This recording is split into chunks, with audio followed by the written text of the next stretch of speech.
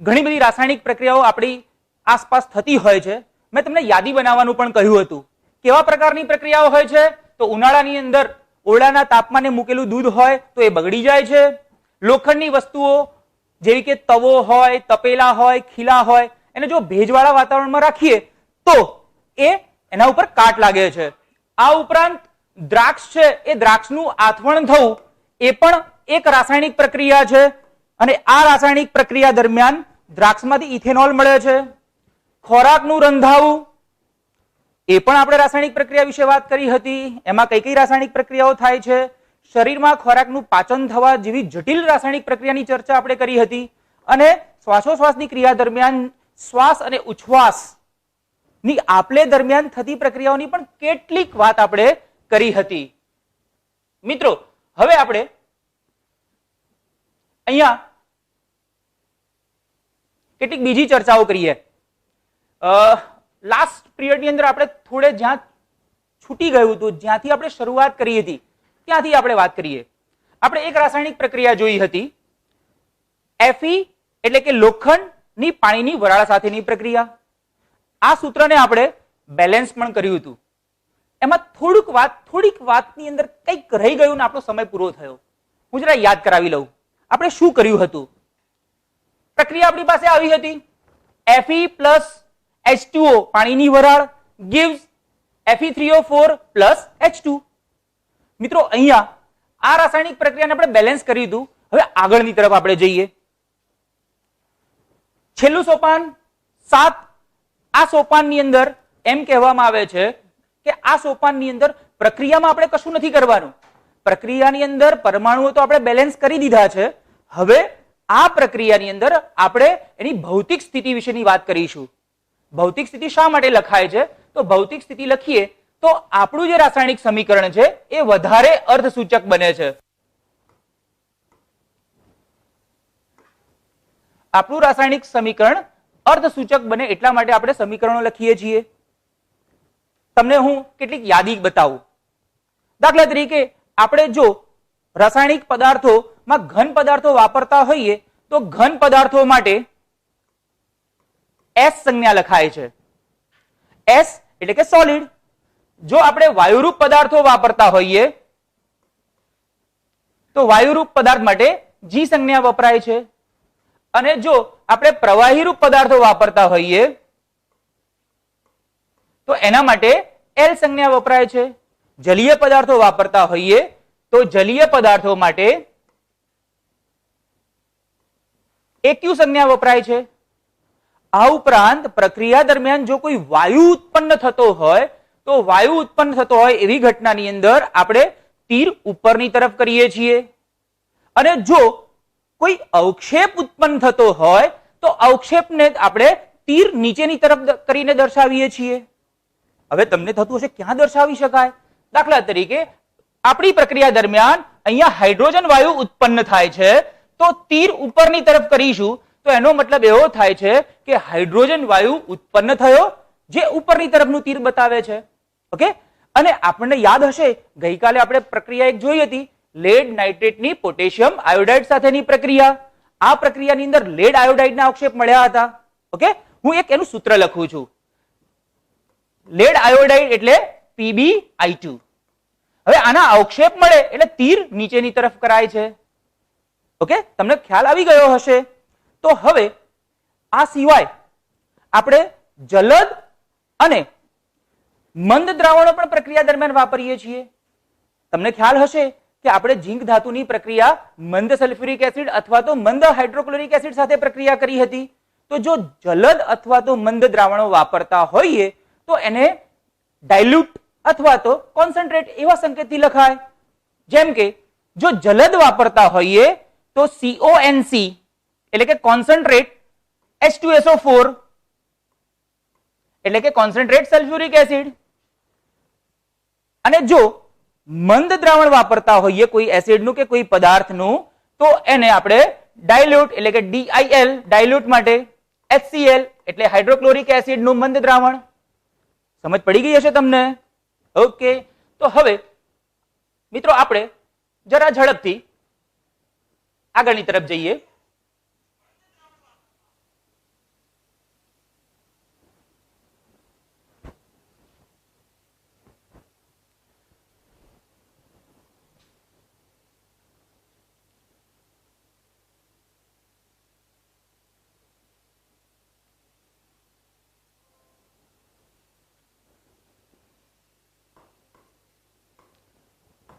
System હેંગ.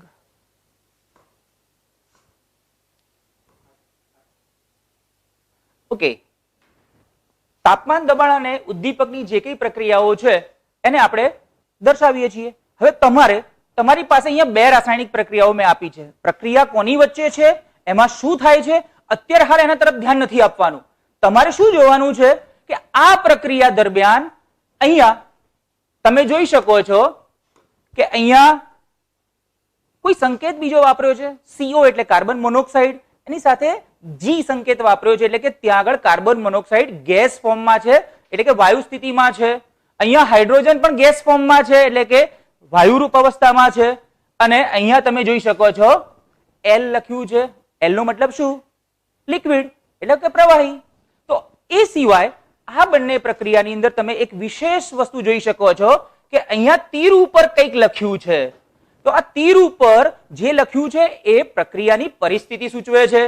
તો જ્યારે પણ રાસાયણિક પ્રક્રિયા દર્શાવતા હોઈએ ત્યારે એને સંતુલિત કર્યા પછી આપણે એને વધારે અર્થસૂચક કરવા માટે G, L કે એવી સંજ્ઞાઓ તો દર્શાવીએ છીએ, સાથે સાથે આપણે તીર ઉપર કેટલીક પરિસ્થિતિઓ જેવી કે તાપમાન, દબાણ અને ઉદ્દીપક જેવી પરિસ્થિતિઓ દર્શાવીએ છીએ. જેમ કે આપણે આ પ્રક્રિયા વિશે તો ખ્યાલ છે જ, પ્રકાશ સંશ્લેષણની પ્રક્રિયા. લીલી વનસ્પતિ સૂર્યપ્રકાશની હાજરીમાં ક્લોરોફિલની મદદથી કાર્બન ડાયોક્સાઇડ અને પાણી વચ્ચેની પ્રક્રિયા કરી અને ગ્લુકોઝ બનાવે છે. આ આમાં પ્રક્રિયા પરિસ્થિતિ તમે જુઓ, સૂર્યપ્રકાશ અને ક્લોરોફિલની હાજરીમાં આ પ્રક્રિયા થાય છે. ઓકે, હવે અહીંયા થોડીક ચર્ચા હું તમારી પાસે કરીશ કે અહીંયા આપણે એક સિમ્યુલેશનને જોઈશું. આપણે રાસાયણિક પ્રક્રિયાને સંતુલિત કરી નાખી. હવે થોડીક એને શીખવા માટે એક બીજું ઉદાહરણ લઈએ. અત્યાર સુધી આપણે સોપાનોથી રાસાયણિક પ્રક્રિયાને સંતુલિત કરી. હવે એને સીધી કેવી રીતે કરી શકાય? મેં તમને ગઈકાલે કહ્યું હતું ને કે એક ઉદાહરણ આપણે સીધી રીતે પણ લઈશું કે સોપાનો વગર, કારણ કે સોપાનોની અંદર આપણે થોડું અટપટું લાગે છે. કઈ વાંધો નહીં, આપણે એક ઉદાહરણ જોઈએ. અહીંયા આ ઉદાહરણ છે એ એમોનિયા વાયુ બનવાની પ્રક્રિયા, હેબર વિધિ વિશે કદાચ તમે સાંભળ્યું હશે. નહીં સાંભળ્યું હોય તો આપણા પાઠ્યપુસ્તકની અંદર આગળના પ્રકરણની અંદર એ હેબર વિધિ આવશે. તો આપણે એ હેબર વિધિનું સંતુલન કરીએ. તો અહીંયા આ પ્રક્રિયા શું સૂચવે છે? તો આ પ્રક્રિયાની અંદર નાઇટ્રોજન વાયુ અને હાઇડ્રોજન વાયુ વચ્ચે રાસાયણિક પ્રક્રિયા ચોક્કસ તાપમાન, દબાણ અને ઉદ્દીપકની હાજરીમાં થાય છે. અહીંયા કયું તાપમાન, કેટલું દબાણ અને કયો ઉદ્દીપક અત્યારે હાલ આપણા માટે આ સ્થાને એની ચર્ચા કરવી અત્યારે હાલ જરૂર નથી, એટલે આપણે અત્યારે હાલ એ વાતને સ્કીપ કરી દઈએ છીએ. તો એમાંથી નાઇટ્રોજન અને હાઇડ્રોજન માંથી એમોનિયા વાયુ બને છે. ચલો હવે આપણે આ પ્રક્રિયાને સંતુલિત કરીએ. હવે આ પ્રક્રિયાને સંતુલિત કરવા માટે અહીંયા મેં 0 પરમાણુ, અહીંયા અણુના સ્વરૂપમાં નાઇટ્રોજન છે એટલે 0 અણુ નાઇટ્રોજનના લીધા છે. જો 0 અણુ લઈએ તો પ્રક્રિયા થાય ના થાય, એટલે આપણે દરેકના એક અણુ તો લઈ લઈએ. પછી જોઈએ બેલેન્સ કેવી રીતે થાય. તો જો નાઇટ્રોજન નો એક અણુ, ઓક્સિજનનો એક, હાઇડ્રોજનનો એક અણુ અને એમોનિયાનો એક અણુ, આપણે એક અણુ લઈ લીધા. હવે બેલેન્સ કરવાનું છે. તો બેલેન્સ કરવા માટે પ્રક્રિયકોની બાજુ અને નિપજોની બાજુ બધા જ પરમાણુની સંખ્યા સરખી થવી જોઈએ. સામાન્ય રીતે મિત્રો વધુ પરમાણુઓ હોય ત્યાંથી આપણે બેલેન્સ કરવાની શરૂઆત કરીએ છીએ. અને નોર્મલી તમે ચેક કરો ને તો લગભગ કહું છું શબ્દ, એનો મતલબ તમે થંબ રૂલ ના કરતા. ઘણી પ્રક્રિયાઓમાં એ હોતું પણ નથી, પણ મોટા ભાગે હાઇડ્રોજન અને ઓક્સિજનના પરમાણુ વધારે હોય. આ સર્વસામાન્ય તારણ કાઢ્યું છે. કોઈ પ્રક્રિયામાં એ બંને ના પણ હોય. ઓકે, તો હવે અહીંયા હાઇડ્રોજન છે એને આપણે બેલેન્સ કરીએ. તો હાઇડ્રોજનના અહીંયા 3 પરમાણુ છે, અહીંયા 2 પરમાણુ છે, બેલેન્સ કરવું થોડું અઘરું પડે છે. તો એના કરતા જો નાઇટ્રોજન અહીંયા 2 છે અને નાઇટ્રોજન અહીંયા 1 છે તો એને બેલેન્સ કરીએ તો જોઈએ શું થાય છે. કારણ કે આપણી વિધિ તો trial and error, hit and trial, એટલે કે આપણી આ પદ્ધતિમાં આપણે આવું જ કંઈક કરવાનું છે. તો અહીંયા આપણે 2 વડે ગુણીએ, સહગુણક 2 મૂકીએ તો નાઇટ્રોજનના 2 પરમાણુ, ઓકે, તો નાઇટ્રોજનના 2 પરમાણુ પ્રક્રિયક બાજુ, નિપજ બાજુ બેલેન્સ થઈ ગયું નાઇટ્રોજનનું. પણ હાઇડ્રોજનની અંદર જોઈએ તો હાઇડ્રોજનના અહીંયા 3 હતા, આગળ 2 સહગુણક એટલે 3 દુ 6. પણ પ્રક્રિયક બાજુ તો 2 જ છે. તો પ્રક્રિયક બાજુ 2 જો હાઇડ્રોજન હોય તો એને બેલેન્સ કરવું હોય તો શું કરવું પડે? ઓકે, 2 ને આપણે શું કરવું પડે? યાદ હશે તમને કદાચ, 2 ને 3 વડે ગુણવું પડે. તો અહીંયા 2 ને આપણે 3 વડે ગુણીએ તો આપણી પ્રક્રિયા બેલેન્સમાં આવી ગઈ. ઓકે, હવે બેલેન્સ બેલેન્સ શબ્દ વાપરીએ છીએ ત્યારે તમને પાછું એવું થતું છે આ કેવું બેલેન્સ? તો ઝડપથી આપણે પેલો બેલેન્સ શબ્દ આવીએ એટલે ત્રાજવું યાદ આવે આપણને. તો ત્રાજવાનું એક ઉદાહરણ જોઈ લઈએ. ચલો હવે ત્રાજવા ઉપર આ પ્રક્રિયા મેં દર્શાવી તો બેલેન્સ થઈ ગયું. આપણે એક બીજી પ્રક્રિયા જે બિલકુલ હું હમણાં જ તમને ભણાવવાનો છું એને એડવાન્સ ની અંદર બેલેન્સ કરી લઈએ. ઓકે, પ્રક્રિયા છે પાણીનું વિઘટન. પાણીનું આપણે અલગ અલગ રીતે વિઘટન કરીએ છીએ એવી પ્રક્રિયા. મતલબ પાણી શેમાંથી બને છે? હાઇડ્રોજન અને ઓક્સિજન વાયુમાંથી. આ પાણીને જ્યારે એનું વિઘટન કરીએ ત્યારે એમાંથી હાઇડ્રોજન અને ઓક્સિજન વાયુ છૂટા પડે છે. હવે અહીંયા આપણે કરી દઈએ, અગાઉ કહ્યું એમ દરેકના એક એક પરમાણુ તો લઈ લઈએ. જોઈએ, ત્રાજવું છે એ ઇમ્બેલેન્સ સ્થિતિમાં છે. મતલબ અહીંયા પ્રક્રિયક અને નિપજ બાજુ પરમાણુની સંખ્યા સંતુલિત નથી. સંતુલિત કરવી પડશે ને. ઓકે, તો જોઈએ, અહીંયા હાઇડ્રોજનના 2 પરમાણુ છે, અહીંયા હાઇડ્રોજનના 2 પરમાણુ છે, મતલબ એ તો સંતુલનમાં છે, એમાં કઈ છેડછાડ ન કરવી પડે. ઓક્સિજનની વાત કરીએ, અહીંયા ઓક્સિજનના કેટલા પરમાણુ છે? 1 પરમાણુ. અહીંયા ઓક્સિજનનો 2 પરમાણુ છે. તો એનો મતલબ એવો થયો કે પ્રક્રિયક બાજુ ઓક્સિજનના 2 પરમાણુ કરવા પડે. તો અહીંયા 2 વડે હું ગુણી કાઢું. અરે વાહ, તો બેલેન્સ આ બાજુ હતું એ આ બાજુ ઇમ્બેલેન્સ થઈ ગયું. મતલબ ઓક્સિજન બેલેન્સમાં આવ્યો તો હાઇડ્રોજન ઇમ્બેલેન્સ થઈ ગયો. તો હવે જો ઓક્સિજનના 2 પરમાણુ પ્રક્રિયક અને નિપજ બાજુ સરખા થયા તો પછી હાઇડ્રોજનની સંખ્યામાં જે પહેલા સંતુલનમાં હતું એમાં ઇમ્બેલેન્સ થયું તો એને બેલેન્સ કરવું પડે. તો હવે અહીંયા 4 હાઇડ્રોજન, પ્રક્રિયક બાજુ 4 હાઇડ્રોજન છે, નિપજ બાજુ 2 એકા 2 2 હાઇડ્રોજન છે. તો 2 ને કેટલા વડે ગુણીએ તો 4 થાય. સાહેબ આવો પ્રશ્ન પૂછાતો હશે? આ તો અમને આવડે છે, કારણ કે અમારું ગણિતના લેસનની અંદર અમે આવા ભાગાકાર ને ગુણાકાર ઘણા કર્યા છે. સિમ્પલ, 2 દુ 4, 2 વડે ગુણીએ તો આપણું બેલેન્સ એકદમ સરસ મજાનું થઈ ગયું. ઓકે, સારું. ત્યારે મિત્રો હવે આપણે આપણી વાતને જરા આગળ વધારીએ. અહીંયા કેટલીક રાસાયણિક પ્રક્રિયાઓ આપી છે, મેં તમને ગઈકાલે હોમવર્કની અંદર આપી હતી. હું અત્યારે તમારું હોમવર્ક વિશે ચર્ચા નથી કરતો. તમને કદાચ જો આના વિશે કંઈક સમજ ના પડી હોય, હોમવર્કમાં કંઈ સમજ ના પડી હોય તો તમારું કમેન્ટ બોક્સ, તમારું લાઈવ ચેટ મારી પાસે ખુલ્લું જ છે. હું જોઈશ, તમે મને કદાચ ચેટની અંદર એના વિશેની માહિતી કરશો તો આપણે ફરીથી કહું છું નેક્સ્ટ વિડીયોની અંદર એના વિશે ડિટેલમાં વાત કરીશું. ગઈકાલે ન સમજ પડી હોય એવા કોઈ કમેન્ટ્સ નહોતી. એક મિત્રને ન સમજ પડી પણ એને ટોપિક વિશેની વાત ન કરી.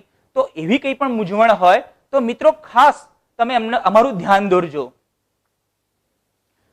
આપણે આ પ્રક્રિયાઓ વિશે ડિટેલમાં જોવાના છીએ પણ અત્યારે હાલ આપણે હોમવર્કની વાત નહીં કરતા. અહીંયા અમે કમેન્ટ બોક્સની વાત કરી ત્યારે મને સેડ અને હેપી બંને ફિલિંગ આવી રહી છે. મિત્રો કેટલાક મિત્રોની કમેન્ટ જોઉં ત્યારે એવું થાય કે આપણે વર્ગખંડમાં હાજર છીએ, અર્થાત એક વર્ચ્યુઅલ ક્લાસમાં હાજર છીએ. ક્લાસ એટલે વર્ચ્યુઅલ શાળાનો એક વર્ચ્યુઅલ ક્લાસ છે. અને મિત્રો ક્લાસ વર્ગખંડ એટલે આપણું પવિત્ર સ્થળ. અને આ પવિત્ર સ્થળની અંદર આપણે કોઈ એવી કોઈના વિશેની કે કઈ એવી અભદ્ર ટિપ્પણી કરીએ એ યોગ્ય ના કહેવાય. આપણે અહીંયા ભણવા માટે આવ્યા છીએ. સરકારે આપણા માટે કેટલી સરસ મજાની જોગવાઈઓ કરી છે. દૂરદર્શન ઉપર તો તમને ટેલિકાસ્ટ કરી રહ્યા છે, અલગ અલગ વિડીયોના માધ્યમથી તમારા શિક્ષકો, તમારા શાળાના શિક્ષકો વર્ચ્યુઅલ ક્લાસના માધ્યમથી તમને ભણાવી રહ્યા છે.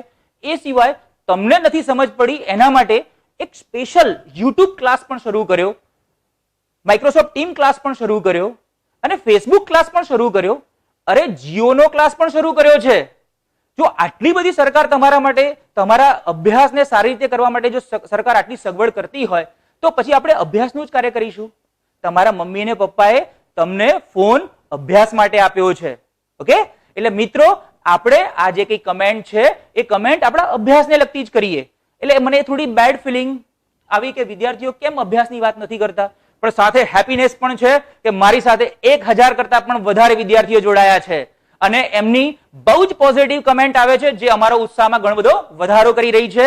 તો આપણે આગળ વધીએ. ચલો ત્યારે મિત્રો હવે આ ફિલિંગને આપણે બાજુમાં લઈએ અને આપણે આપણા આજના ટોપિક ની તરફ શરૂઆત કરીએ. આજનો આપણો ટોપિક નિપજના નિર્માણની પ્રક્રિયાની વાત કરીશું. મિત્રો, તમને પ્રક્રિયકો અને નિપજો બંનેની મેં સરસ રીતે વાત કરી. તમને કદાચ એવું થતું હશે કે પ્રક્રિયકો છે એ પ્રક્રિયકોમાંથી નિપજો જે બને છે એ નિપજો કેવી રીતે બનતી હશે. તો કદાચ કોઈ મિત્રને એવું થતું હોય કે પ્રક્રિયકો છે એ પ્રક્રિયકો એમાં જે કઈ હશે પ્રક્રિયક એ અદ્રશ્ય થઈ જતા હશે અને ત્યાંથી નિપજ બની જતી હશે. પણ મિત્રો, એવું થતું નથી. દાખલા તરીકે આપણે એક વાત કરીએ, પ્રક્રિયકોની અંદર H2 વાયુ છે. હવે H2 વાયુને લખવો હોય, જો એને રાસાયણિક બંધના સ્વરૂપમાં લખવું હોય તો H2 વાયુને આપણે આમ લખીએ છીએ, H અને H. એમના વચ્ચે એક બંધ આવેલો છે. બંધ વિશે તમે થોડુંક શીખ્યા હશો, પણ મિત્રો આના પછી આપણા ત્રીજા અને ચોથા ચેપ્ટરમાં આપણે રાસાયણિક બંધ વિશે બહુ જ ડીપમાં એનો અભ્યાસ કરવાના છીએ. એટલે કેટલાક પ્રશ્નો બંધ માટેના હોય તો ત્યાં દૂર થઈ જશે. અહીંયા આપણે હાઇડ્રોજન ના એક અણુની વાત કરીએ, એવી રીતે આપણે સાથે ક્લોરીનના એક અણુની વાત કરીએ. બંને વચ્ચે રાસાયણિક પ્રક્રિયા થાય તો એ પૂર્વે શું થાય છે? તો એ પૂર્વે આ હાઇડ્રોજનના જે બંધ છે એ બંધ તૂટે છે. એમાંથી એક હાઇડ્રોજન અને બીજો હાઇડ્રોજન, એમ બે હાઇડ્રોજન મોલિક્યુલ્સ, અથવા તો જો અહીંયા તો જે હું મોલિક્યુલ્સ કહીશ, પણ કેટલીક પ્રક્રિયાઓની અંદર એને આયનો પણ કહેવા પડશે. અત્યારે એની ચિંતા ન કરતા, વાત કરીને ત્રીજા ચોથા ચેપ્ટરમાં આપણે ફરીથી એના વિશે ડિટેલમાં શીખવાના છીએ. અર્થાત અહીંયાથી બે હાઇડ્રોજન પરમાણુ છૂટા પડે છે. એવું જ કંઈક ક્લોરીનમાં પણ થશે. ક્લોરીનમાંથી પણ બે હાઇડ્રોજન પરમાણુ છૂટા થશે. અર્થાત પ્રક્રિયકોમાં રહેલા બંધો તૂટે છે અને નિપજ જે છે અહીંયા HCl નિપજ બનશે. એના બે અણુઓ બનશે. તો અહીંયા HCl હાઇડ્રોજન ક્લોરાઇડ, એની અંદર બંધોનું સર્જન થશે. એટલે કે પ્રક્રિયા દરમિયાન નિપજનું નિર્માણ એમનેમ નથી થતું. નિપજના નિર્માણ માટે પ્રક્રિયકોના અણુના બંધો તૂટે છે અને નિપજના અણુના બંધોનું સર્જન થાય છે અને આ રીતે નવા પદાર્થો બનતા હોય છે. ચાલો મિત્રો, આપણે એક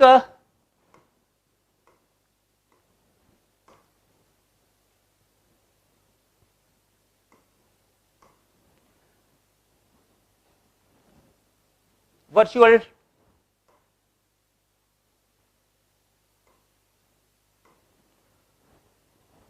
ટૂર કરીએ. આના વિશે જ આપણે એક વર્ચ્યુઅલ ટૂર કરીએ.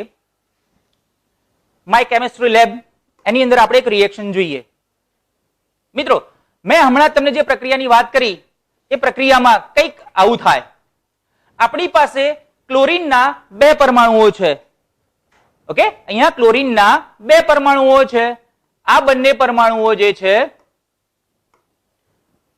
એ બંને પરમાણુઓ અને હાઇડ્રોજનના બે પરમાણુઓ છે, એ બંને વચ્ચે રાસાયણિક પ્રક્રિયા થઈ અને હાઇડ્રોજન ક્લોરાઇડ કેવો બને છે એના વિશે વાત કરીએ આપણે.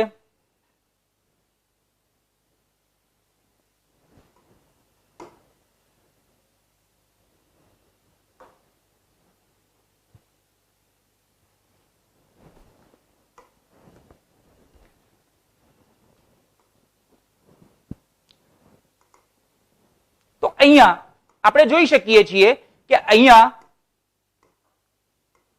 ક્લોરીનના આ બે પરમાણુઓ છે. આ બંને પરમાણુઓ છૂટા પડે છે, Cl અને Cl. એવી રીતે હાઇડ્રોજનના બે પરમાણુઓ છે એ છૂટા પડે છે, H H. આ બંને જોડાશે, અહીંયા છૂટા પડ્યા પછી એ બે જોડાશે અને આ બે જોડાઈ બે HCl બનાવે છે. તો તમે સમજી ગયા ને કે HCl નું નિર્માણ કેવી રીતે થાય છે. ઓકે મિત્રો, તો હવે ઝડપથી આપણે આપણી નેક્સ્ટ સ્લાઇડ તરફ જઈએ.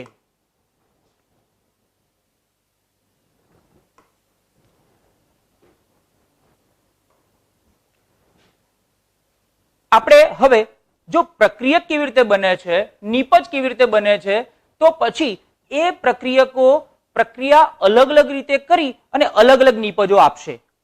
એના પણ કેટલાક પ્રકાર છે. આપણે આપણા અભ્યાસક્રમની અંદર સંયોગીકરણની પ્રક્રિયા, વિઘટનની પ્રક્રિયા, વિસ્થાપનની પ્રક્રિયા, દ્વિવિસ્થાપનની પ્રક્રિયા, ઓક્સિડેશન અને રિડક્શનની પ્રક્રિયાઓ વિશે અભ્યાસ કરવાના છીએ. ઓકે, પણ અત્યારે હાલ શરૂઆત કરીએ આપણે સંયોગીકરણની પ્રક્રિયા. સંયોગીકરણની પ્રક્રિયાની અંદર સિમ્પલ જ છે સંયોગીકરણ ભેગું કરવું. એટલે કે જે રાસાયણિક પ્રક્રિયામાં બે કે તેથી વધારે પ્રક્રિયકો વચ્ચે પ્રક્રિયા થઈ અને નિપજ એક જ પરમાણુ કે પરમાણુ સમૂહ અથવા તો એને અણુ કહીએ તો એક જ નિપજ મળે તો એને સંયોગીકરણની પ્રક્રિયા કહેવામાં આવે છે. આપણે સંયોગીકરણની પ્રક્રિયાના ઉદાહરણ તો હમણાં ઘણા લીધા, ગઈકાલે પણ લીધા હતા, કદાચ તમને યાદ હશે જ. ઓકે, એક નવી જ પ્રક્રિયા વિશે વાત કરીએ. કેલ્શિયમ ઓક્સાઇડ અને પાણી વચ્ચેની પ્રક્રિયાથી કેલ્શિયમ હાઇડ્રોક્સાઇડ બને છે અને આ આપણી બુકની અંદર પ્રવૃત્તિ 1.4 ના સ્વરૂપે આપેલી છે. મિત્રો ઝડપથી તમારી બુક ખોલો. ઓકે, તમારી બુકની અંદર પ્રવૃત્તિ 1.4 આપેલી છે. આ પ્રવૃત્તિ સંયોગીકરણ પ્રક્રિયાનું એક સરસ મજાનું ઉદાહરણ છે. આ પ્રક્રિયામાં શું કરવાનું છે? આપણે એક બીકર લઈશું. એ બીકરની અંદર આપણે શું ઉમેરવાનું છે? Calcium oxide. કેલ્શિયમ ઓક્સાઇડને બીજા શબ્દોમાં કળી ચૂનો કહેવામાં આવે છે. ઓકે, જોઈએ પ્રક્રિયા શું થાય. હવે મિત્રો અહીંયા એક કાળજી રાખવી પડે. કળી ચૂનાની કેલ્શિયમ ઓક્સાઇડ એટલે કે કળી ચૂનાની જ્યારે પાણી સાથે પ્રક્રિયા કરીએ ત્યારે એક ખૂબ જ વધારે ઉષ્મા ઉત્પન્ન કરે છે. તમને કદાચ તમારા ઘરે વ્હાઇટ વોશ એટલે કે ચૂનો કરતા હશો ત્યારે તમે જોયું હશે કોઈ ડ્રમ કે કોઈ માટલું એની અંદર જ્યારે પાણીની અંદર કળી ચૂનો નાખે ત્યારે કેટલું બધું ઉકળે છે. તો એટલા માટે કેટલીક કાળજીઓ રાખવી પડે. તો આપણે અહીંયા આ પ્રક્રિયા વિશે વાત કરીશું. ઓકે,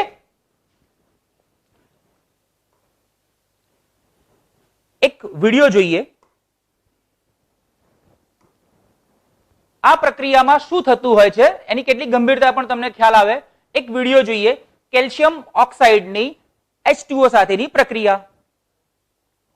એક પાત્રની અંદર પાણી લીધેલું છે. અહીંયા આપણે જોઈ શકીએ છીએ કે એ પાત્રની અંદર જેવું આપણે કેલ્શિયમ ઓક્સાઇડ નાખ્યું ત્યાં જ રિએક્શન થવા લાગી. તમને દેખાઈ રહ્યું છે કે અહીંયા પાણી તરત જ ઉકળવા લાગ્યું. પાણી તરત ઉકળે છે એનો મતલબ શું થયો કે અહીંયા કોઈ પ્રક્રિયા થઈ અને એ પ્રક્રિયાના અંતે કેલ્શિયમ ઓક્સાઇડ બને છે. ઓકે, હજી પણ તમે જુઓ વધારે ને વધારે ઉષ્મા ઉત્પન્ન થતી જશે અને એમાંથી કેલ્શિયમ હાઇડ્રોક્સાઇડ, કઈ વાંધો નહીં. આપણે હવે એક બીકરની અંદર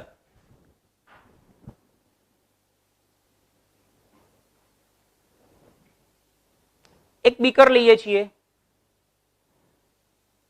નેટ ગયું.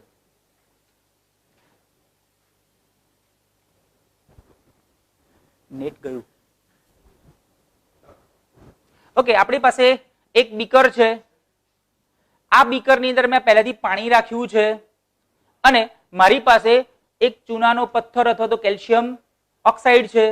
મિત્રો અહીંયા મેં કેટલી કાળજી રાખી શકાય, વધારે ઉષ્મા જો ઉત્પન્ન થઈ જાય તો શું પરિસ્થિતિ થઈ શકે એ તમને અંદાજો નથી, પણ અમે કેટલીક હેઝાર્ડસ પ્રક્રિયાઓ જોઈ છે એટલે કેટલી કાળજી તો રાખવી પડે. ઓકે, તો મેં અહીંયા એક જલપાત્ર લીધું છે અને જલપાત્ર છે એની અંદર પહેલાથી મેં થોડું પાણી રાખી લીધું છે અને આ જલપાત્રમાં હું આ પ્રક્રિયા કરીશ. મારી સાથે સહયોગમાં જ્યોતિબેન આવશે કે જે આપણને આ પ્રક્રિયાની અંદર થોડીક સહાયતા કરશે. જ્યોતિબેન તમે જરા આ બીકરને, આ જલપાત્રને પકડજો. થોડુંક સહેજ ઊંચું પકડજો એટલે બેકગ્રાઉન્ડની અંદર એમને સરસ દેખાય. ઓકે, હું એક ટુકડો નાખું છું. તમે જોઈ શકો છો કે તરત જ બબલિંગ શરૂ થઈ ગયા નાખતાની સાથે જ. થોડું ગરમ પણ થઈ રહ્યું છે. ઓકે, હું આને એમને એમ રહેવા દઉં છું, પછી આના ઉપરની પ્રક્રિયાઓ આપણે આગળ જોઈશું.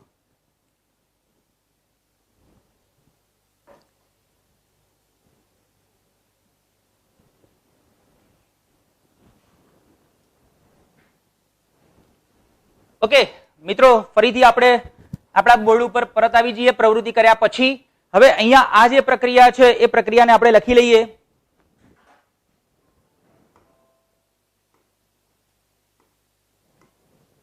અહીંયા કેલ્શિયમ ઓક્સાઇડ અણુસૂત્ર તમને બધાને આવડતું જ હશે. આપણે એના વિશે ચર્ચા અગાઉ કરી હતી. Calcium oxide CaO. અહીંયા તમે ચૂનાનો પથ્થર ઘન સ્વરૂપમાં જોયો હતો એટલે અહીંયા આપણે સંજ્ઞામાં લખીશું અહીંયા S. એની પાણી સાથેની પ્રક્રિયા H2O, જેને આપણે સંજ્ઞામાં લખીશું L. ત્યાર પછી એમાંથી જ્યારે બંને વચ્ચે પ્રક્રિયા કરાવી ત્યારે નિપજ બની હતી કેલ્શિયમ હાઇડ્રોક્સાઇડ CaOH ટ્વાઇસ. મિત્રો અહીંયા બોલાય છે CaOH ટ્વાઇસ. આપણે દર વખતે આપણે હાઇડ્રોજનના બે પરમાણુ એમ કહીએ છીએ, અહીંયા OH સમૂહ છે, એક ગ્રુપ છે, એક ગ્રુપના બે અણુઓ છે. ઓકે, અને સાથે ઉષ્મા ઉત્પન્ન થશે. ઓકે, તો ઝડપથી તમે આ સૂત્રને પણ તમારી નોટની અંદર લખી લેજો, કારણ કે આ સૂત્ર તમારા માટે ઘણું અગત્યનું છે. ઓકે,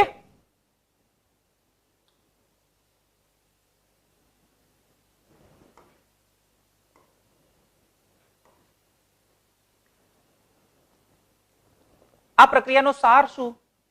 આ પ્રક્રિયાનો સાર એવો જ કે કેલ્શિયમ ઓક્સાઇડની પાણી સાથે પ્રક્રિયા કરવામાં આવે ત્યારે એમાંથી નિપજ કેલ્શિયમ હાઇડ્રોક્સાઇડ અને ઉષ્મા ઉત્પન્ન થાય છે.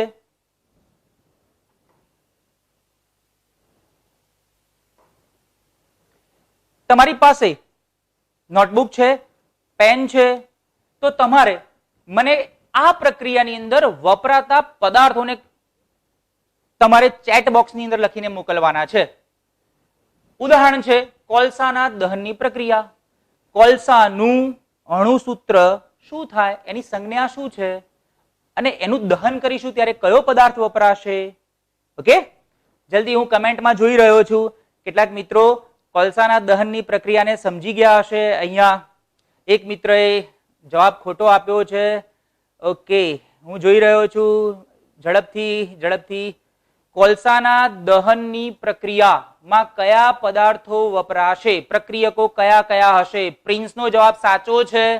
વેરી ગુડ બેટા, પ્રિન્સનો જવાબ સાચો છે. ઘણા મિત્રો જવાબ આપી રહ્યા. વિકાસનો જવાબ પણ સાચો છે. વ્યોમ પટેલ એનો પણ જવાબ સાચો છે, પણ માત્ર એમને એક જ પ્રક્રિયક કયો, બીજો પ્રક્રિયક ના કયો. કેટલાક મિત્રો પરમાણુ અણુના સ્વરૂપમાં પણ દર્શાવી રહ્યા છે. Okay, very good. અરે વાહ. હવે મિત્રો તમે અહીંયા જ્યારે કમેન્ટમાં બે સબસ્ટન્સ લખો છો, એક સબસ્ટન્સ આવો લખો છો તમે C અને બીજો સબસ્ટન્સ લખો છો O2. તો મિત્રો મેં પ્રક્રિયકો વિશે વાત કરી, અહીંયા તો તમે મને એક નવો જ ઘટક આપ્યો. કઈ વાંધો નહીં, આપણે જોઈએ. ઘણા મિત્રોના જવાબ સાચા છે. મિહિર પરમારે એક જ સબસ્ટન્સ આપ્યો છે. ઓકે, કઈ વાંધો નહીં, આપણે જોઈએ. કોલસાનું દહન, કોલસો એટલે કાર્બન જે સોલિડ સ્વરૂપમાં હોય, એનું દહન કરીએ. કોઈ પણ પદાર્થનું દહન કરવામાં આવે ત્યારે આપણે ઓક્સિજનની હાજરીમાં એનું દહન કરીએ છીએ. તો ઓક્સિજનની હાજરીમાં એનું દહન થાય. ઓક્સિજન છે વાયુ સ્વરૂપમાં. અહીંયા દહન કરીશું એટલે અહીંયા ગરમી આપીશું, તાપમાન આપીશું. તમે કેટલીક પ્રક્રિયાઓની અંદર જોઈ શકશો કે જ્યારે ઉષ્મા આપવાની હોય, તાપમાન આપવાનું હોય, ત્યારે આપણને જો એનું ચોક્કસ તાપમાન ખબર ના હોય તો આવો ત્રિકોણ ઉપર સંકેતમાં વાપરીએ છીએ, જેને ડેલ્ટા કહેવાય. ગણિતમાં આ સંજ્ઞા તમે શીખ્યા હશો. પણ આ જે ચિહ્ન છે એવું સૂચવે છે કે અહીંયા ઉષ્મા આપવાની છે. આપણને એનું ચોક્કસ તાપમાન ખબર ના હોય તો ડેલ્ટા સંજ્ઞા વપરાય છે. ઓકે, તો C plus O2 gives CO2, એટલે કે કાર્બન ડાયોક્સાઇડ. કાર્બન બે એટલે ડાઈ, ઓક્સાઇડ કાર્બન ડાયોક્સાઇડ. કાર્બનની ઓક્સિજન સાથે પ્રક્રિયા કરીએ ત્યારે કાર્બન ડાયોક્સાઇડ મળે છે. ઓકે,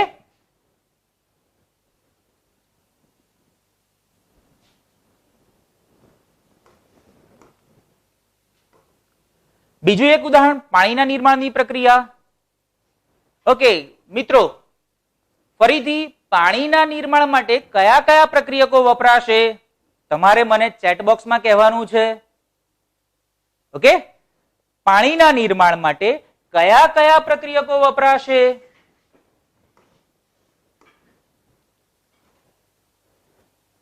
પાણીના નિર્માણ માટે કયા કયા પ્રક્રિયકો વપરાશે? વાહ, સરસ. કોઈએ પાણીનું અણુસૂત્ર લખ્યું છે? Very good. અહીંયા કેટલાક ટીચર્સ પણ જોડાયા હોય એવો આનંદ થયો કે વિદ્યાર્થીઓની સાથે અત્યારે હાલ આપણી વચ્ચે કેટલાક ટીચર્સ પણ જોડાયા છે.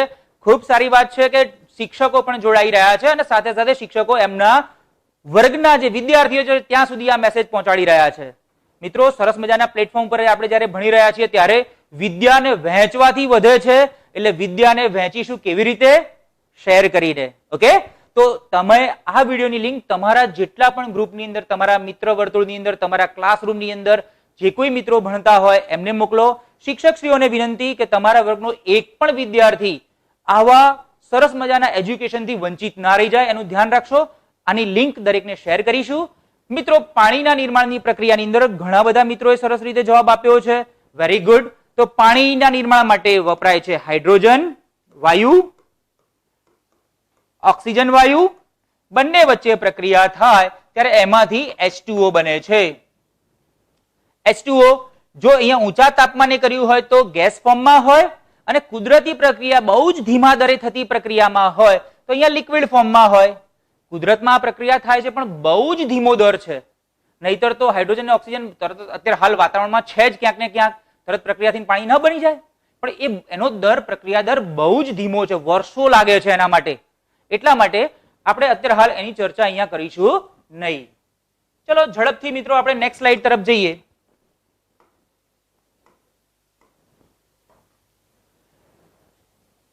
સંયોગીકરણ પ્રક્રિયાના બે ઉદાહરણો જોયા પછી આપણે એક પ્રશ્ન એવો થાય કે અહીંયા મેં જે વાત કરી, આપણી પાસે આ જે પદાર્થ છે એ પદાર્થ, કોઈ વાંધો નહીં, નથી લેવાની જરૂર. આપણી પાસે આ જે પદાર્થ છે એ પદાર્થ માંથી આપણે કેલ્શિયમ હાઇડ્રોક્સાઇડ બનાવ્યો. ઓકે, મેં તમને ધોળવાની વાત પણ કરી. તો આપણને કેટલાક પ્રશ્નો થતા હશે કે આપણા ઘરની દિવાલ માટે ધોળવા માટે જે પદાર્થ વપરાય છે એ કેવો હશે, એની શું પરિસ્થિતિ હશે? તો આપણા ઘરની દિવાલને ધોળવા માટે આપણે જે પદાર્થ વાપરીએ છીએ એ કેલ્શિયમ હાઇડ્રોક્સાઇડ છે, જેને ચૂનાનું નીતર્યું પાણી પણ કહેવામાં આવે છે. એ આ પ્રક્રિયાથી બને છે. હમણાં આપણે પ્રક્રિયા જોઈ ગયા. કેલ્શિયમ હાઇડ્રોક્સાઇડ ની પાણી સાથેની પ્રક્રિયા કરીએ ત્યારે એમાંથી કેલ્શિયમ હાઇડ્રોક્સાઇડ મળે છે. કેલ્શિયમ ઓક્સાઇડની પાણી સાથે પ્રક્રિયાથી કેલ્શિયમ હાઇડ્રોક્સાઇડ મળે છે, જેને બીજા શબ્દોમાં ચૂનાનું નીતર્યું પાણી અથવા તો લાઇમ વોટર કહેવામાં આવે છે. ઓકે,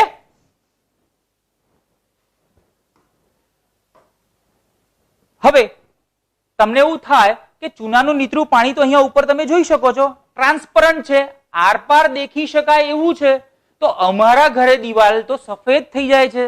તો એ થવા માટે જ્યારે તમે વ્હાઇટ વોશ કરો છો, એટલે કે તમે ચાહે બ્રશથી કે રોલરથી જ્યારે ચૂનાનું નીતર્યું પાણી દિવાલ ઉપર લગાવો છો, એના 2 કે 3 દિવસ સુધી એ કેલ્શિયમ હાઇડ્રોક્સાઇડ છે એ વાતાવરણમાં રહેલા કાર્બન ડાયોક્સાઇડ સાથે પ્રક્રિયા કરશે. અને કાર્બન ડાયોક્સાઇડ સાથે પ્રક્રિયા કર્યા બાદ એમાંથી પાતળું સખત કેલ્શિયમ કાર્બોનેટનું એક આવરણ તૈયાર કરશે. અને કેલ્શિયમ કાર્બોનેટ એટલે બીજું કંઈ નહીં, આપણે એને આરસપાણ કહીએ છીએ. હવે જો મેં આરસપાણ શબ્દ વાપર્યો તો તમને તરત મનમાં થઈ ગયું ને કે આરસપાણ કેટલો બધો સખત હોય છે. તો આપણા ઘરની દિવાલ ઉપર બારીક પાતળું કેલ્શિયમ કાર્બોનેટનું આવરણ થાય છે. એટલે કે આ કેલ્શિયમ હાઇડ્રોક્સાઇડ છે એ 2 કે 3 દિવસ બાદ કેલ્શિયમ કાર્બોનેટમાં રૂપાંતરણ પામે છે. પ્રક્રિયા અહીંયા તમે જોઈ શકો છો. કદાચ અહીંયા કલરના કારણે તમે ન જોઈ શકતા હોય તો હું પ્રક્રિયા ફરીથી તમને સ્પષ્ટ દેખાય એના માટે હું લખી કાઢું છું. CaOH twice plus CO2 gives CaCO3 plus H2O. આ CaCO3 છે કેલ્શિયમ કાર્બોનેટ.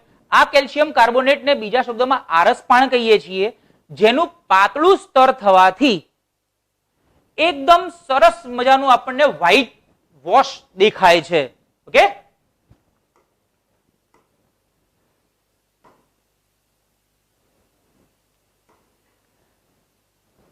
પ્રક્રિયા આપણે જોઈ, લખ્યું પણ ખરું કે કેલ્શિયમ હાઇડ્રોક્સાઇડની પાણી સાથે પ્રક્રિયા કરવાથી કેલ્શિયમ હાઇડ્રોક્સાઇડ બને છે અને ઉષ્મા ઉત્પન્ન થાય છે.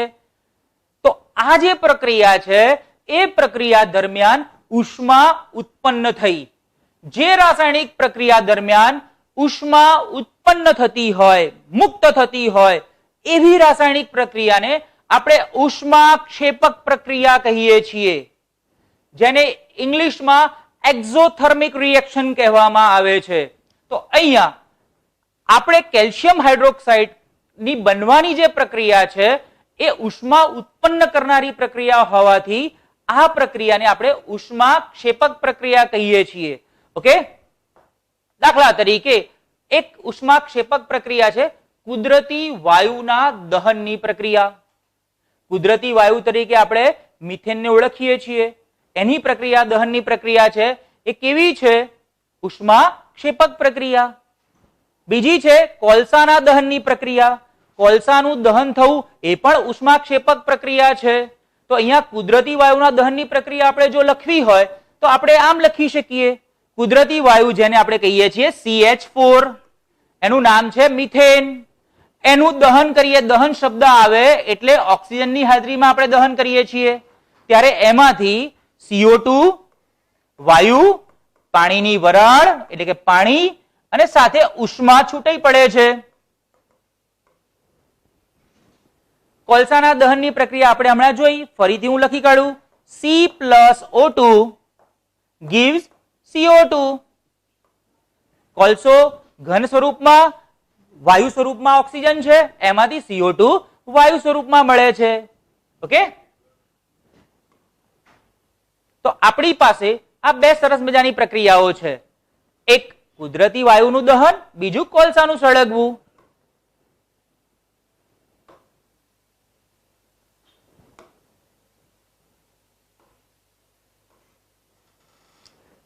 બીજી એક પ્રક્રિયા જે ઉષ્માક્ષેપક પ્રક્રિયા છે. તમને પ્રશ્ન થાય કે ઉષ્મા ઉત્પન્ન થાય છે અને એ પણ આપણા શરીરમાં. મિત્રો, આપણા શરીરમાં થતી એક પ્રક્રિયા જેનું નામ છે શ્વસન. હવે શ્વસન શબ્દ આવે એટલે આપણે થાય, આને શ્વસન ન કહેવાય, આને શ્વાસ અને ઉચ્છ્વાસની ક્રિયા કહેવાય. શ્વસનની ક્રિયા ક્યાં થાય છે? જરા યાદ કરી લો, કણાભ સૂત્ર. કણાભ સૂત્ર કોષનું શક્તિઘર કહેવાય છે, એ શીખ્યા છો તમે. ત્યાં આગળ થતી પ્રક્રિયાને શ્વસન કહેવાય છે. આપણે જે ઓક્સિજન શ્વાસમાં લઈએ છીએ એ આપણા ફેફસાની અંદર થી રુધિરમાં ભળે છે. રુધિરમાંથી આપણા દરેકે દરેક કોષ સુધી એ ઓક્સિજન પહોંચે છે અને એ ઓક્સિજન જે કોષને શક્તિની જરૂર છે ત્યાં પહોંચ્યા પછી ત્યાં રહેલા ગ્લુકોઝના અણુનું દહન કરશે. ઓકે, તો શ્વસનની પ્રક્રિયા માટે ઘણા બધા વિદ્યાર્થીઓ શ્વાસ અને ઉચ્છ્વાસને શ્વસન કહે છે. એ યોગ્ય નથી, એ સાચું નથી. શ્વસનની પ્રક્રિયા કણાભ સૂત્રમાં થાય છે. આપણે જીવન જીવવા માટે શક્તિની જરૂર પડે, ઉર્જાની જરૂર પડે છે, ને આપણે ઉર્જા આપણા ખોરાકમાંથી લઈએ છીએ. આપણે રોજ સરસ બેલેન્સ, સંતુલિત આહાર લઈએ તો આપણને સારો ખોરાક લઈએ તો આપણને સારી ઉર્જા પણ મળી રહે. અને એ જે ખોરાક લીધો છે એ ખોરાકનું પાચન થાય. પાચનની પ્રક્રિયા દરમિયાન જટિલ પદાર્થનું સરળ પદાર્થમાં રૂપાંતરણ થતું હોય છે. દાખલા તરીકે ભાત, બટાકા, બ્રેડ વગેરે ખાઈએ તો ભાત, બટાકા, બ્રેડ ની અંદર કાર્બોહાઈડ્રેટ, જેને ગુજરાતીમાં કાર્બોદિત પદાર્થો કહેવામાં આવે છે, એની અંદર આવેલા હોય, જેનો આપણે ખોરાકમાં ઉપયોગ કરીએ તો એનું પાચન થઈ અને ગ્લુકોઝ ઉદ્ભવે છે.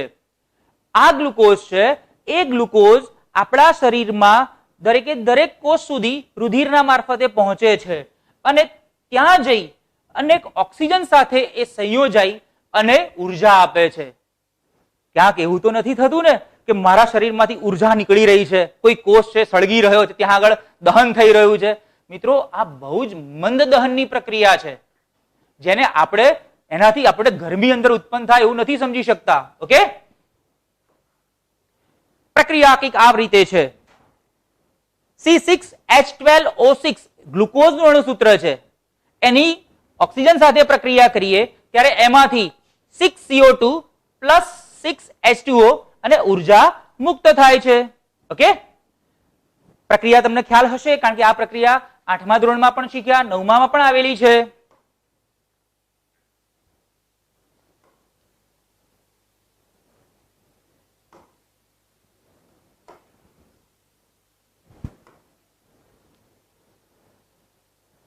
ચલો તમારા માટે એક સરસ મજાની પ્રક્રિયા પૂર્ણ કરો. ઝડપથી હું તમારે 10 સેકન્ડ આપું છું. તમારે આના કમેન્ટ બોક્સની અંદર મને બતાવવાનું છે, લખવાનું છે કે આની નીપજ કઈ મળશે. ઝડપથી કમેન્ટ બોક્સની અંદર તમે મને જરા કહી દો કે આની અંદર શું આવશે. ઝડપથી મિત્રો.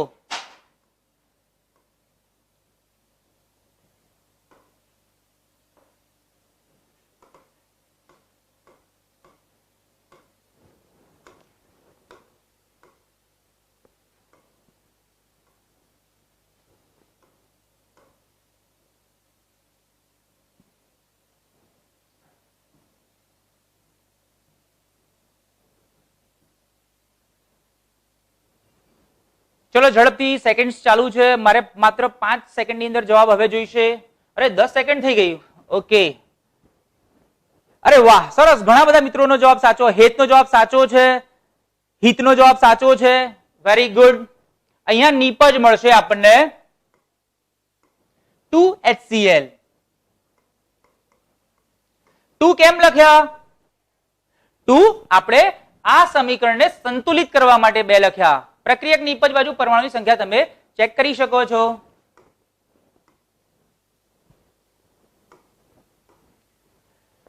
વિઘટન પ્રક્રિયા વિશે વાત કરીએ મિત્રો. અહીંયા વિઘટન પ્રક્રિયા છે, એ વિઘટન પ્રક્રિયા બિલકુલ આપણે જ્યારે સંયોગીકરણની પ્રક્રિયા શીખ્યા એમાં 2 પદાર્થો ભેગા થઈ એમાંથી કોઈ નવો પદાર્થ, એક જ પદાર્થ બને છે, જેને આપણે સંયોગીકરણની પ્રક્રિયા તરીકે ઓળખી. આ વિઘટનની પ્રક્રિયાની અંદર એક જ પદાર્થમાંથી 2 કે તેથી વધારે પદાર્થો ઉત્પન્ન થતા હોય તો એને વિઘટન પ્રક્રિયા તરીકે ઓળખીએ છીએ. તો મિત્રો, પ્રક્રિયક તરીકે કોઈ એક જ પદાર્થ છે, નિપજ તરીકે ઘણા બધા પદાર્થો મળશે. 2 પદાર્થ કે તેથી વધારે પદાર્થો. તો જ્યારે પદાર્થનું વિઘટન કરવામાં આવે છે ત્યારે એમાંથી વિઘટન કરવા માટે તમારે એને ઉર્જા આપવી પડે.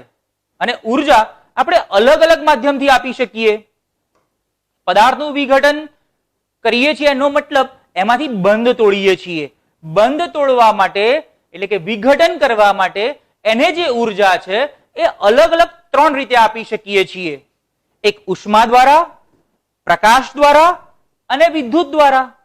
તો આમ પદાર્થને તોડી એમાંથી નવા ઘટકો બનાવવા માટે પ્રકાશ, ઉષ્મા, પ્રકાશ અને વિદ્યુત દ્વારા એ પદાર્થોનું વિઘટન કરી શકીએ છીએ. ઓકે, તો મિત્રો હવે આપણે જરા આગળ જોઈએ. તમારા માટે આ પરીક્ષાની દ્રષ્ટિએ ઇમ્પોર્ટન્ટ તો છે હો, કારણ કે અહીંયા ઘણી વખતે પણ આની ચર્ચા થતી હોય છે. જરા તમારી ટેક્સ્ટ બુક છે એ ટેક્સ્ટ બુકને ઓપન કરો. તમારી ટેક્સ્ટ બુકની અંદર તમે જોશો કે આપણે પ્રવૃત્તિ શીખ્યા. ઝડપથી આપણે તમારી ટેક્સ્ટ બુકની અંદર તમે જુઓ, વિઘટનની પ્રક્રિયા કાઢો. જલ્દી વિઘટનની પ્રક્રિયા તમે જોશો તો અહીંયા એક સરસ મજાની પ્રવૃત્તિ આપી છે. અને આ જે પ્રવૃત્તિ છે એ પ્રવૃત્તિ બહુ જ સરસ રિઝલ્ટ પણ આપે છે. તમે તમારી શાળાની અંદર જ્યારે પ્રયોગશાળામાં જશો ત્યારે આ પ્રવૃત્તિને સરસ રીતે તમે કરી શકશો. કે પ્રવૃત્તિની અંદર આપણે શું કરીશું, તમે તમારી નોટની અંદર વપરાતા પદાર્થોનું લિસ્ટ પણ બનાવજો. તો અહીંયા ફેરસ સલ્ફેટ આપણે લેવાનો છે. મિત્રો, ફેરસ સલ્ફેટ મારી પાસે અહીંયા છે. ઓકે, પણ મિત્રો અહીંયા બિલકુલ હું ઘડિયાળને જોઈ રહ્યો છું તો હું ફેરસ સલ્ફેટને લઉં છું. મેં તમને વાત કરી કે આનું સરસ રિઝલ્ટ મળે છે, પ્રયોગશાળામાં પ્રયોગ કરવાના છો, પણ ઘડિયાળ મને ના પાડે છે. ઘડિયાળ કહે છે સમય થઈ ગયો છે.